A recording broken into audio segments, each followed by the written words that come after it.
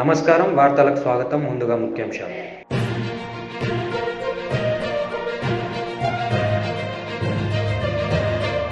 దేశంలోనే అతిపెద్ద హెలికాప్టర్ తయారీ ప్లాంట్ ను ప్రారంభించిన ప్రధానమంత్రి నరేంద్ర మోడీ.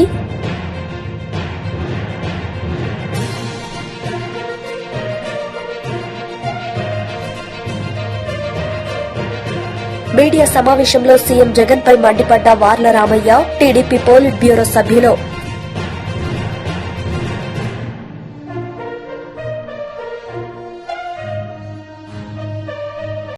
కర్ణాటకలో దేశంలో అతిపెద్ద హెలికాప్టర్ తయారీ ప్లాంట్ను ప్రధానమంత్రి నరేంద్ర మోడీ ఈ రోజు ప్రారంభించారు. తుముకూరులో పలు అభివృద్ధి కార్యక్రమాలను జాతికి అంకితం చేశారు. ఈ సందర్భంగా ప్రధానమంత్రి మాట్లాడారు. ढेर सारे पुराने झूठों को और झूठे आरोप लगाने वालों का पर्दाफाश कर रही है। हकीकत खुद बोल रही है। आज वही एचएएल भारत की सेनाओं के लिए आधुनिक तेजस बना रहा है। विश्व के आकर्षण का केंद्र है। आज एचएएल डिफेंस सेक्टर में भारत की आत्मनिर्भरता को बल दे रहा है। साथियों, आज यहां तुमकुरू इंडस्ट्रियल टाउनशिप के लिए भी काम शुरू हुआ है। फूड पार्क, हेलीकॉप्टर कारखाने के बाद तुमकुरू को मिला एक और बड़ा उपहार है। जो ये नया इंडस्ट्रियल टाउनशिप होगा, इससे तुमकुरू कर्नाटका के ही नहीं बल्कि भारत के एक बड़े औद्योगिक केंद्र के रूप में विकसित होगा। ప్రధానమంత్రి నరేంద్ర మోడీ ఈ రోజు కర్ణాటకలోని బెంగళూరులో ఇండియా ఎనర్జీ వీక్ 2023ని ప్రారంభించారు. ఈ సందర్భంగా ప్రధాని మాట్లాడుతూ భారతదేశం ఇంధన రంగంలో పెట్టుబడి అవకాశాలను అన్వేషించాలని గ్లోబల్ ఇన్వెస్టర్లను కోరారు. मोदी वहां पहुंच चुके हैं और इस निर्माण सुविधा केंद्र का उन्होंने उद्घाटन किया है। रक्षा मंत्री राजनाथ सिंह उनके साथ मौजूद हैं। बेहद महत्वपूर्ण ये ग्रीन फील्ड हेलीकॉप्टर कारखाना है, उसकी इकाई है, एचएएल की इकाई है। और कारखाने की नींव भी प्रधानमंत्री नरेंद्र मोदी द्वारा साल 2016 में रखी गई थी। ये एक बड़ा हेलीकॉप्टर निर्माण सुविधा केंद्र है। यहां शुरुआत में पूरी तरह स्वदेशी डिजाइन वाले लाइट यूटिलिटी हेलीकॉप्टर का उत्पादन होगा। बाद में लाइट कॉम्बैट हेलीकॉप्टर और इंडियन मल्टी रोल हेलीकॉप्टर के निर्माण और मरम्मत का भी काम होगा। तो हेलीकॉप्टर्स के सिर्फ निर्माण का ही नहीं बल्कि मल्टी रोल हेलीकॉप्टर्स जो होंगे उनके निर्माण के साथ साथ उनके मरम्मत का भी कार्य किया जा सकेगा यहाँ पर। तो इस लिहाज से बहुत महत्वपूर्ण है। और सिर्फ ये एचएएल में का जो कारखाना है उसको ही सिर्फ प्रधानमंत्री राष्ट्र को समर्पित नहीं कर रहे हैं बल्कि यहाँ पर एक औद्योगिक टाउनशिप की आधारशिला भी प्रधानमंत्री रखेंगे। और ये 4,884 एकड़ में फैली हुई औद्योगिक टाउनशिप का विकास 3 चरणों में होगा। तो फिलहाल जो ये लाइट कॉम्बैट हेलीकॉप्टर्स की बात हो या जो लाइट यूटिलिटी हेलीकॉप्टर्स हो और आत्मनिर्भर रक्षा क्षेत्र में निर्भर भारत की जब बात होती है तो ये निश्चित तौर पर एक मील का पत्थर साबित होगा। हमारी संवाददाता नंदिता डागर इस पूरी खबर पर बातचीत करने के लिए हमारे साथ जुड़ी हुई है। नंदिता, आपसे जो एचएएल का ये कारखाना है इसकी खासियत के बारे में तो जानेंगे ही, पहले अपने दर्शकों को बता दें कि ये जो एक प्रोटोटाइप, एक मॉडल प्रधानमंत्री को सौंपा गया है हेलीकॉप्टर का और यहाँ पर उन्होंने एक जो इसको राष्ट्र को सौंपने की इसको लोकार्पण करेंगे हेलीकॉप्टर कारखाने का प्रधानमंत्री। साल 2016 में इसकी नींव भी प्रधानमंत्री ने रखी थी। तो कितना खास, कितना महत्वपूर्ण और रक्षा क्षेत्र में जब हम आत्मनिर्भरता की बात करते हैं तो उसके लिए कितना बड़ा ये कदम देख रही नंदिता? है जो आजादी के अमृत काल में हमें 2047 में एरोस्पेस इंजीनियरिंग और मैन्युफैक्चर में, यानी कि न सिर्फ फौजी लड़ाकू विमान, फौजी हेलीकॉप्टर, बल्कि यहाँ तो केवल हेलीकॉप्टर ही बनाए जाएंगे ऑब्वियसली, लेकिन न सिर्फ फौजी हेलीकॉप्टर बल्कि जो सिविल नागरिक उड्डयन के हेलीकॉप्टर हैं, साथ में पूरे make in India make for the world, उसके लिए ये कारखाना है, इस देश का सबसे बड़ा कारखाना निखिल।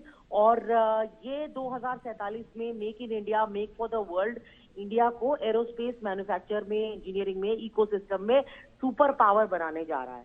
तो 2016 में जैसे आपने ठीक कहा, प्रधानमंत्री मोदी ने HAL के इस कारखाने की नींव रखी थी और उन्होंने ही आज उन्हीं को ये, जैसे कि वो कहते हैं कि ये मेरा बड़ा सौभाग्य होता है कि जिन प्रोजेक्ट्स की मैं आधारशिला रखता हूं उनको मैं इनॉग्रेट भी करता हूं, क्योंकि ये सरकार रिफॉर्म और परफॉर्म ट्रांसफॉर्म के मुद्दे पर चलती है। तो बड़ी हाई स्पीड पर जैसे काम होता है। और ये जो कारखाना है ये स्टैंडर्ड 4 इंडस्ट्री स्टैंडर्ड्स यानी कि सबसे हाई टेक्निक, और इस कारखाने के अंदर अगले 20 सालों में निखिल 1000 हेलीकॉप्टर्स बनाए जाएंगे। जैसे कि आपने देखा HAL के CMD जिनका कल हमने इंटरव्यू भी लिया था, मिस्टर CB अनंत कृष्णन, उन्होंने लाइट यूटिलिटी हेलीकॉप्टर का मॉडल, छोटा सा मॉडल, मिनिएचर मॉडल प्रधानमंत्री मोदी को गिफ्ट किया। तो इसमें जो ये है कि शुरुआत में तो ये कारखाना लाइट यूटिलिटी हेलीकॉप्टर ही बनाएगा, करीब 30 हेलीकॉप्टर्स प्रति साल। फिर इसकी जो कैपेसिटी है वो 6 हेलीकॉप्टर्स प्रति साल कर दी जाएगी। उसके बाद 90 की पीक कैपेसिटी अटेन करेगा। और ऐसा नहीं है कि सिर्फ ये लाइट यूटिलिटी हेलीकॉप्टर ही निर्मित करेगा या निर्माण करेगा, उसके अलावा light combat helicopter, Indian multi role helicopter, क्योंकि उनका भी निर्माण करेगा 3 से लेके 15 टन तक के, यानी बहुत ही भारी वजनी हेलीकॉप्टर जो होते हैं उनका भी निर्माण यहाँ किया जाएगा। प्रधानमंत्री मोदी जैसे कि निरीक्षण कर रहे हैं, क्लास जिसे कहा जाता है वो भी हवाई जहाजों में उड़ रही है, ऐसे डेस्टिनेशंस पे उड़ रही है हवाई जहाज से जहां सोचा नहीं था। तो इस तरह से बड़ी मार्केट हो जाती है एविएशन की, जिसको HAL एक्सप्लोर करेगा। और जो मैंने कही, प्राइम मिनिस्टर मोदी ने हमेशा कहा है कि अगर भारत को 2025 तक $5 ट्रिलियन की इकोनॉमी बनना है तो निखिल उस वक्त भारत को अपना डिफेंस का, domestic defence. Telangana mobility valley ద్వారా $6 బిలియన్ పెట్టుబడి, 4 లక్షల ఉద్యోగాల కల్పన లక్ష్యంగా పెట్టుకోమని ఐటీ పారిశ్రామిక శాఖ మంత్రి కె తారక రామారావు పేర్కొన్నారు. తెలంగాణ ప్రభుత్వం ప్రారంభించిన ఈ మొబిలిటీ వీక్లో భాగంగా రెండో రోజు జరిగిన ఈవీ సదస్సులో మంత్రి కేటీఆర్ పాల్గొన్నారు. The Hyderabad e-mobility week also includes Rally Hyderabad, which was organized yesterday, the 5th of February, with an objective to promote electric mobility amongst citizens, and it saw a participation of more than 1,000 electric vehicles going on a procession in 2 different routes in the city. Hyderabad e-motor show will also be organized on the 8th of February, the coming Wednesday, which will provide a platform to the automotive companies, startups and other large OEMs to showcase their next-gen EV models. To showcase the power of e-mobility, I am also proud to announce that Hyderabad will be the first city in India to host the Formula E race happening on 11th of February. This e-tree coming to Hyderabad and India for the first time ever is a testament to the direction of progress India has taken. Telangana, the youngest state in India, is already the hub for clean energy in India. The state of Telangana is now the second largest producer of solar energy per unit land mass in the country. 20% of Telangana's energy output comes from solar. The state has already installed more than 5,000 gigawatts of solar energy. Telangana also aspires to become the most electrified state in the country in terms of mobility.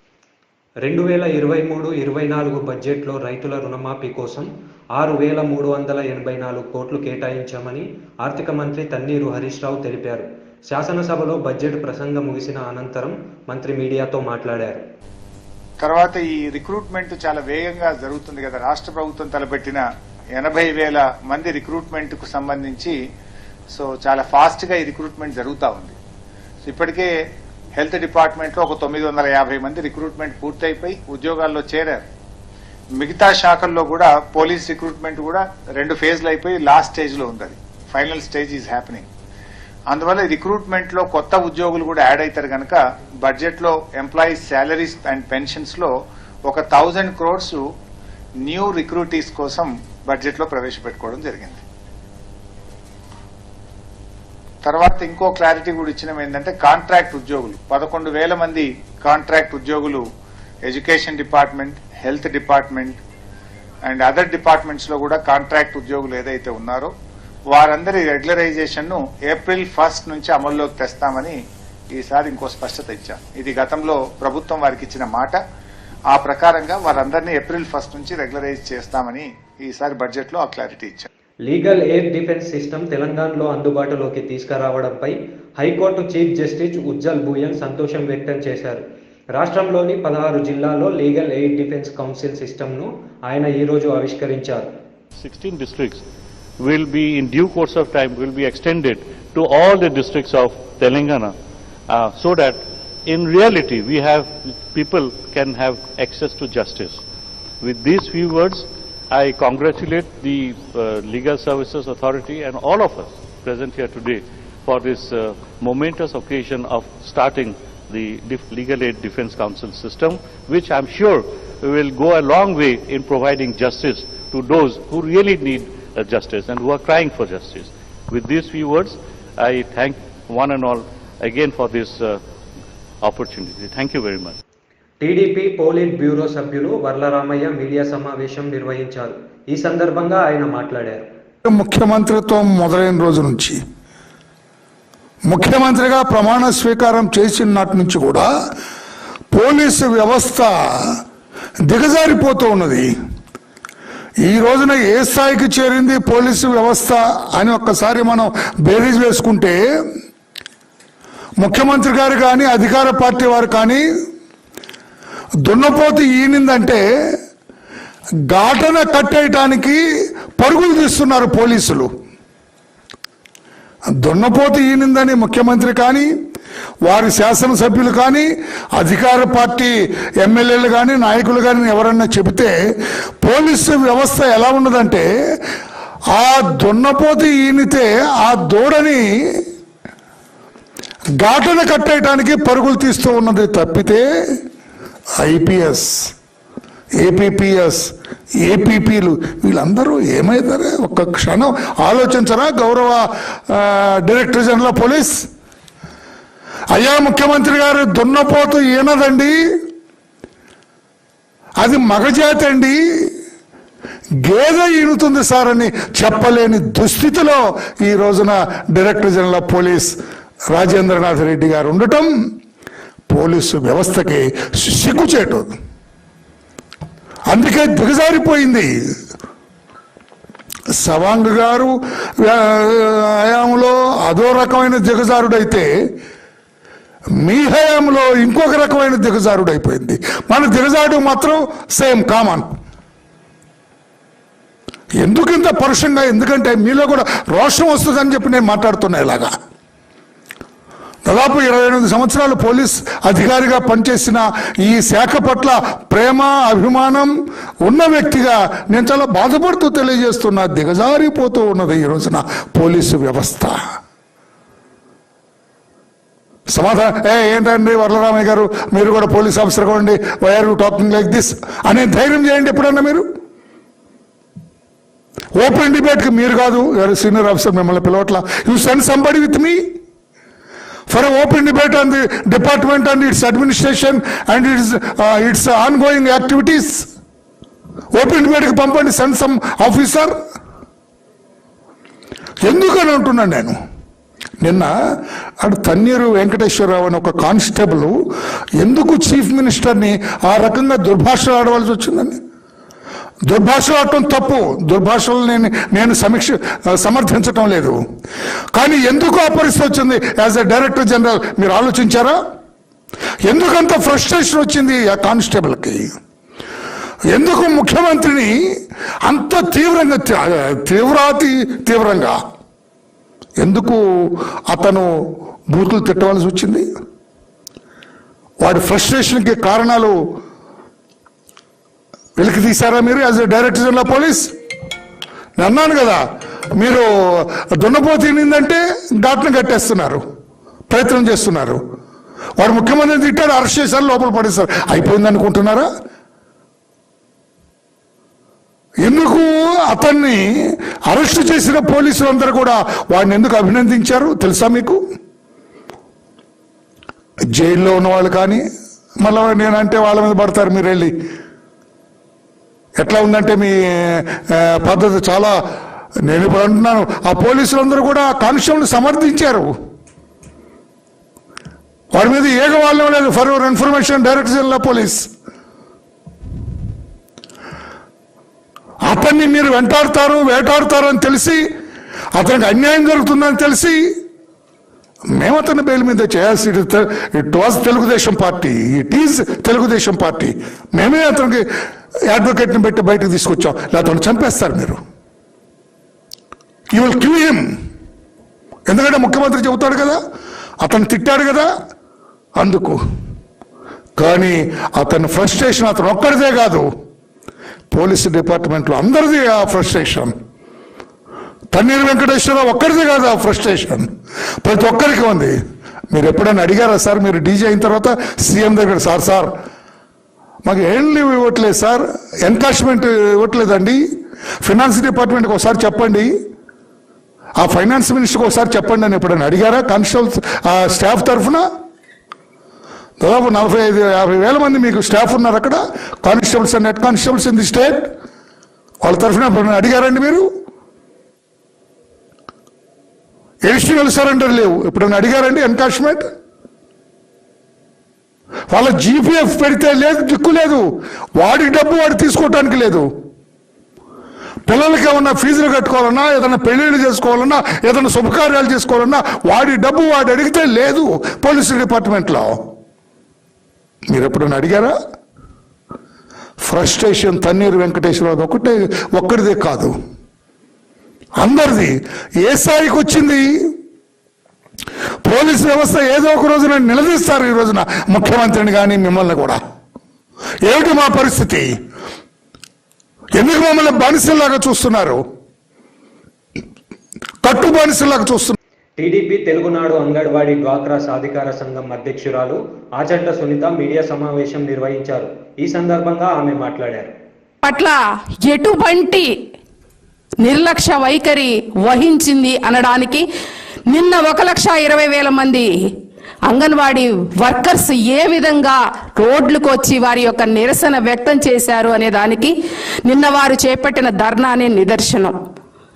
ఎంతో గొప్పగా జగన్మోహన్ రెడ్డి అధికారంలోకి వచ్చే ముందు పాదయాత్రలో చాలా ఆచరణకు సాధ్యం కాని హామీలు ఇచ్చి తన యొక్క నవరత్నాలు, అవి మోసపు రత్నాలు, విషపు రత్నాలు హామీలు ఇచ్చి అంగన్వాడీ కార్యకర్తలకు జీతాలు తెలంగాణలో కన్నా ఎక్కువ ఇస్తానని చెప్పి అబద్ధాలు చెప్పి అధికారంలోకి వచ్చిన తర్వాత ఇంతవరకు మీరు ఒక్క 1,000 రూపాయలు తప్ప ఒక్క రూపాయన్న వాళ్ళకి పెంచారా జగన్మోహన్ రెడ్డి గారు?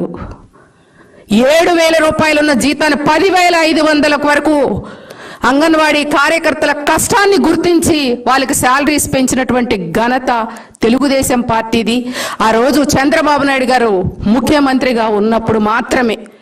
ఈరోజు 3.5 సంవత్సరాల కాలంలో వారికి జీతాలు పెంచటమూ లేదు, వారికి కావలసినటువంటి న్యాయబద్ధమైనటువంటి డిమాండ్స్ ని నెరవేర్చే విషయంలో రాష్ట్ర ప్రభుత్వం ఏ విధంగా ఘోరంగా విఫలమైందనడానికి నిన్న జరిగినటువంటి ధర్నా, రాష్ట్ర వ్యాప్తంగా అంగన్వాడీలందరూ ఏ విధంగా వారి యొక్క గళాల్ని రోడ్డు మీదకి వచ్చి రాష్ట్ర ప్రభుత్వం మీద నిరసన తెలియచేశారు అంటే, ఇంతకన్నా మీకేం కావాలి జగన్మోహన్ రెడ్డి గారని మేము అడుగుతా ఉన్నాం. ఎంతో గొప్పగా జగన్మోహన్ రెడ్డి అధికారంలోకి వచ్చిన తర్వాత నాడు నేడు అని చెప్పేసి రంగులు వేయడం, రంగులు తీయడం. ఆ రోజు చంద్రబాబు నాయుడు గారు చేసినటువంటి అభివృద్ధి తప్ప ఏ ఒక్కటన్నా మీరు ఈరోజు మీకంటూ మీగా ఈరోజు రాష్ట్ర ప్రభుత్వంలో చేసినటువంటి పరిస్థితి ఉందా అంటే, అంగన్వాడీ సెంటర్స్ గతంలో మనోవికాస కేంద్రాలుగా ఉండేవి. ఈరోజు అంగన్వాడీ సెంటర్స్కి వెళ్తే సమస్యల వలయంలో కొట్టుమిట్టాడుతూ, కనీస సౌకర్యాలు లేక కనీస శిథిలావస్థలో ఉన్నటువంటి బిల్డింగ్స్లో స్కూల్స్ నడుపుతూ ఎటువంటి దీనమైనటువంటి పరిస్థితిలో అంగన్వాడీ సెంటర్స్ ఉన్నాయి అనటానికి ఈరోజు జగన్మోహన్ రెడ్డి గారు తాడేపల్లి ప్యాలెస్లోంచి బయటకు వచ్చి పాపం ఆ కన్సర్న్ మంత్రి గారు, స్త్రీ శిశు సంక్షేమ శాఖ మంత్రి గారు అమ్మా ఉషశ్రీ చరణ్ గారు, యదా ముఖ్యమంత్రి తదా మంత్రివర్గం, మీ యొక్క ముఖ్యమంత్రి గారు కోట్ల రూపాయలు దోచుకుంటా ఉంటే మీరక్కడ పాపం మంత్రి పదవి రానే వచ్చింది. ఇక్కడ అటువంటి పేద ప్రజల సంక్షేమంతో పని లేదు, మీ శాఖ మీద సమీక్ష లేదు, మీ శాఖలో ఉద్యోగస్తులు పడుతున్నటువంటి ఇబ్బందులు మీకు పని లేదు. కానీ కోట్ల రూపాయల విలువ చేసే ల్యాండ్ స్కాములు మాత్రం మీరు చక్కగా సెటిల్ చేసుకొని దీపం ఉన్నప్పుడు ఇల్లు చక్కబెట్టుకోవాలని చెప్పి మీకు మంత్రి పదవిని అడ్డం పెట్టుకొని రాష్ట్రంలో మీ యొక్క ఏరియాలో ల్యాండ్ కబ్జాలు చేసుకునేటువంటి పరిస్థితిలో మీరున్నారు తప్ప ఈరోజు మీ శాఖ మీద కనీస సమీక్ష ఉందా? ఇక్కడ అంగన్వాడీ సెంటర్స్ లో పిల్లలు ఎటువంటి ఇబ్బందులు పడతా ఉన్నారు, అలాగే ఉద్యోగస్తులు శాలరీస్ రాక ఎన్ని రకాల ఇబ్బందులు పడతా ఉన్నారని చెప్పి మీకు కనీస అవగాహన ఉందా? మంత్రి గారు ఒకసారి రండమ్మా, మీ ముఖ్యమంత్రి తాడేపల్లి ప్యాలెస్ నుంచి రారు, మీరు మీ యొక్క మహారాజా ప్రస్థానంలోంచి బయటికి రారు, మీకు మంత్రి పదవులు, ఆయనకు ముఖ్యమంత్రి, చక్కగా రాష్ట్రాన్ని దోచుకుంటున్నారు తప్ప ఇక్కడ రాష్ట్ర ప్రభుత్వంలో పడుతున్నటువంటి ప్రజల యొక్క ఇబ్బందులు మీకేమన్నా కనీసం కనిపిస్తున్నాయని చెప్పి సందర్భంగా అడుగుతా ఉన్నాం. నేను ఒక్కటే సూటిగా అడుగుతున్నా, మహిళా శిశు సంక్షేమ శాఖ మంత్రి కానివ్వండి, ఈ రాష్ట్ర ముఖ్యమంత్రి, అక్కడ ఉన్నటువంటి అంగన్వాడీ సెంటర్స్ లో ఉన్నటువంటి పిల్లలందరూ కూడా బడుగు బలహీన వర్గాలకు చెందినటువంటి పిల్లలు. నిజంగా జగన్మోహన్ రెడ్డి ధనదాహం అంటే నిజంగా బడుగు బలహీన వర్గాలకు పెట్టాల్సిన ఫుడ్లో కూడా తన కమిషన్లకు కక్కుర్తిపడి నాణ్యమైన ఫుడ్ పెట్టకుండా పిల్లల్ని ఏ విధంగా ఇబ్బంది పెడుతున్నాడు అంటే నిజంగా జగన్మోహన్ రెడ్డి ఒక్కటే చెప్తా ఉన్నాం, ఆ పేద బిడ్డల తాలూకా ఉసురు మీకు కానీ మీ ప్రభుత్వానికి తప్పకుండా తగులుతూ ఉంటది. కనీస సౌకర్యాలు లేకుండా, నాణ్యమైనటువంటి ఫుడ్ లేకుండా, మురిగిపోయిన కోడిగుడ్లు, అలాగే టైం అయిపోయిన పాలు, పురుగులు పట్టినటువంటి రాగి పిండ్లు ఏంటండి మీరు పెట్టేది? జగన్మోహన్ రెడ్డి గారు మీ ప్యాలెస్లో కూర్చొని మీరు మీ బిడ్డలు ఈ ఫుడ్డే తింటారా? కనీసం మీ యొక్క శాఖ మీద మీరు ఏ రోజన్నా ఐసిడిఎస్ మీద మీరు ఒక సమీక్ష చేశారా? సెంటర్లు ఏ విధంగా ఉన్నాయని చెప్పేసి మీరు ఎప్పుడన్నా చూసారా? వాళ్ళకి కావాల్సినటువంటి ఫండ్స్ ఇచ్చారా? అది లేకపోగా 6 months గా వైఎస్ఆర్ పోషణ బిల్లులు. వార్తలు ముగించే ముందు ముఖ్యాంశాలు మరోసారి.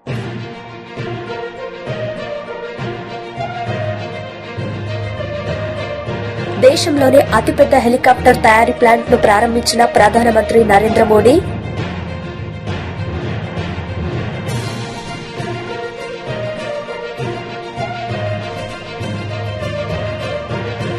మీడియా సమావేశంలో సీఎం జగన్ పై మండిపడ్డ వార్ల రామయ్య, టీడీపీ పోలిట్ బ్యూరో సభ్యులు.